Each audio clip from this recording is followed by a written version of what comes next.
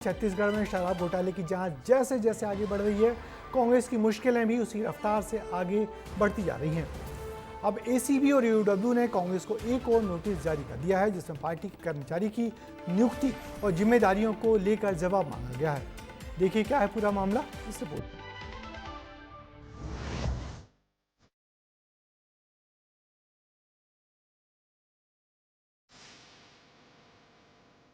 छत्तीसगढ़ के चर्चित शराब घोटाला मामले में कांग्रेस की मुश्किलें कम होने के बजाय बढ़ती जा रही हैं।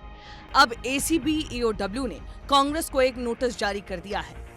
कांग्रेस के प्रभारी महामंत्री मिल्कित सिंह गेंदू को ये नोटिस थमाया गया है। कांग्रेस भवन में कर्मचारी की नियुक्ति, कार्यालय का पूरा ब्यौरा मांगा है। देवेंद्र डड़सेना की डिटेल में जानकारी मांगी गई है।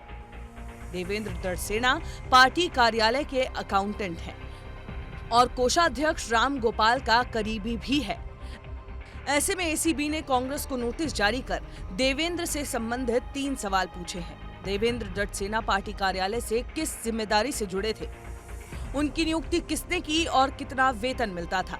लेकिन ये नोटिस कोई पहली बार नहीं मिला है। इससे पहले 13 जून को पहला नोटिस मिला था, जिसमें सुकमा जिले में कांग्रेस भवन की जानकारी मांगी गई थी। इसके बाद दूसरा नोटिस 8 सितंबर को मिला, जब राजीव भवन में छापेमारी की गई और नोटिस थमाया गया। अब तीसरा नोटिस प्रभारी मंत्री मिल्कित सिंह गेंदू को दिया गया है। कांग्रेस के सुकमा और कोंटा में बने कांग्रेस कार्यालय की जानकारी मांगी जा चुकी है। ऐसे में ये कहना गलत नहीं कि छत्तीसगढ़ के 3200 करोड़ रुपए से ज्यादा के शराब घोटाले की जैसे जैसे जांच आगे बढ़ रही है, कांग्रेस पार्टी घिरती जा रही है।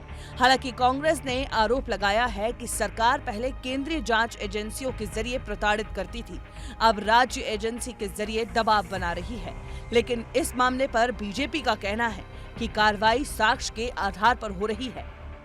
ईडी की कार्रवाई साक्ष्यों के आधार पर होती है, तथ्यों के आधार पर होती है। ये किसी से छिपा नहीं है कि जो घोटाले छत्तीसगढ़ में हुए कांग्रेस सरकार के दौरान, वो कितना व्यापक था, कितना योजनाबद्ध था। कांग्रेस जो भी एजेंसियों के बारे में बोल रही है, कह रही है, वो विशुद्ध रूप से राजनीतिक है, जिसमें कोई तथ्य और कोई आधार नहीं है। अगर कोई जांच एजेंसियां है, अगर उस एजेंसी जांच करने का अधिकार है तो उन्हें किसी भी मामले में जांच कर ले। उनको कौन रोका है? किसी को मारपीट करना, किसी को ज्यादा से ज्यादा टॉर्चर करना, ये तो संभव नहीं है। मतलब जानबूझकर बदले की भावना से कार्रवाई करने के लिए इस तरह का टॉर्चर मैं समझता हूं उचित नहीं है। शराब घोटाला मामला कांग्रेस के गले की फांस बनता जा रहा है।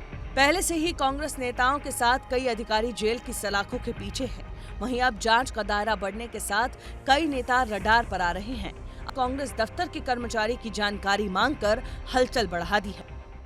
शराब घोटाले मामले पे एसीबी ईओडब्ल्यू की सख्ती और भारतीय जनता पार्टी के राजनीतिक हमले कहीं न कहीं कांग्रेस की परेशानियां बढ़ाता जा रहा है। अब देखने वाली बात यह होगी कि कांग्रेस इस नोटिस का क्या जवाब देती है और जांच किस ओर मुड़ती है। कैमरा पर्सन अखिलेश के साथ रोहित मिश्रा, विस्तार न्यूज, रायपुर।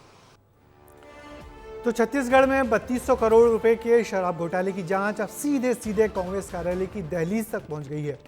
एसीबी ईओडब्ल्यू की पूछताछ और नोटिस से कांग्रेस लगातार घेरे में नजर आ रही है। आगे जांच किस मोड़ पर जाती है, किन चेहरों तक इसकी आंच पहुंचती है, ये देखने वाली बात होगी।